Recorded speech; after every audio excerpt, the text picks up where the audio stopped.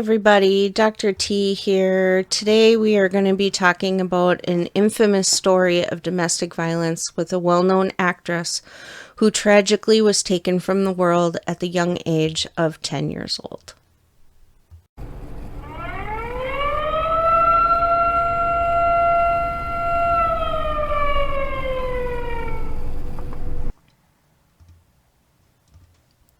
Judith Barsi lived with her mother and father in Los Angeles.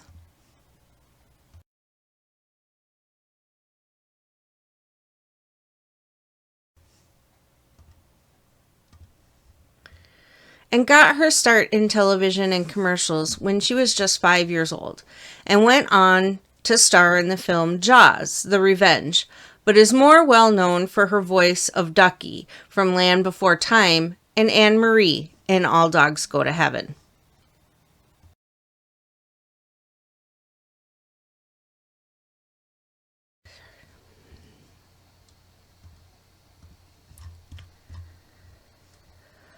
When Judith's career took off, her father, Joseph Barsi, who was already dealing with substance abuse problems, got angrier and more jealous due to Judith's success and threatened to kill his wife and daughter and then himself on a constant basis.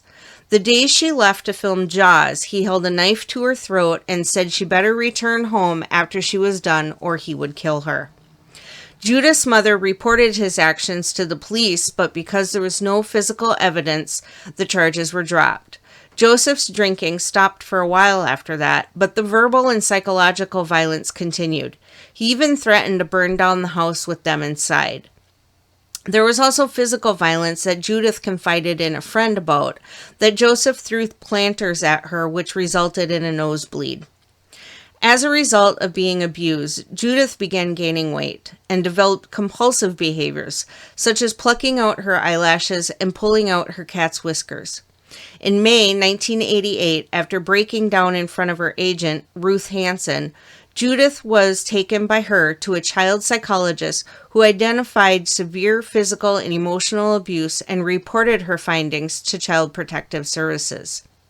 The charges were once again dropped, as Judith's mother stated she would be filing for divorce and moving out, but she did not want to lose the family home or her belongings and was scared to take the next steps. Judith confided again to friends, "I'm afraid to go home. My daddy is miserable. My daddy is drunk every day, and I know he wants to kill my mother." 2 months later, on July 27, 1988, at approximately 8:30 a.m., Joseph shot his wife in the hallway of their home and shot Judith while she was still in her bed. He then poured gas over the bodies, set fire to the house, and went out to the garage where he shot himself. Neighbors heard the shots and saw the smoke and called law enforcement. The murder of Judith and her mother left a lasting impact on those who knew them, as well as on the broader community. Despite multiple reports of abuse, the system was unable to intervene in time due to insufficient evidence. The case sparked outrage and led to calls for reforms in how authorities handle cases of emotional and psychological abuse, which can be harder to identify and act upon than physical violence. Following the murders, the Los Angeles County Commission for Children's Services investigated the handling of the Barsi case. The commission criticized the Los Angeles County Department of Children's Services, DCS, for dropping the inquiry too soon and for not having clear guidelines for closing cases involving domestic violence. The commission successfully petitioned a judge to unseal the confidential DCS case files to assist in their review. The case brought public attention to the shortcomings of the child welfare system and the dangers of domestic violence. In response, the DCS announced enhanced training for caseworkers on the risks domestic violence poses to children. Maria and Judith Barsi are buried in Los Angeles side by side, and Judith's headstone reads, "Our concrete angel." Yup, yup, yup.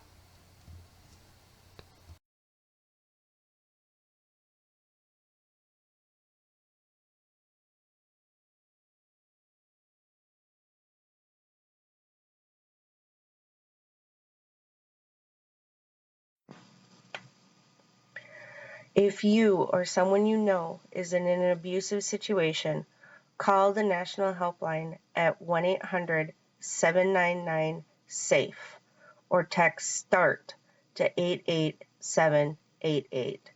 Everyone deserves a healthy relationship.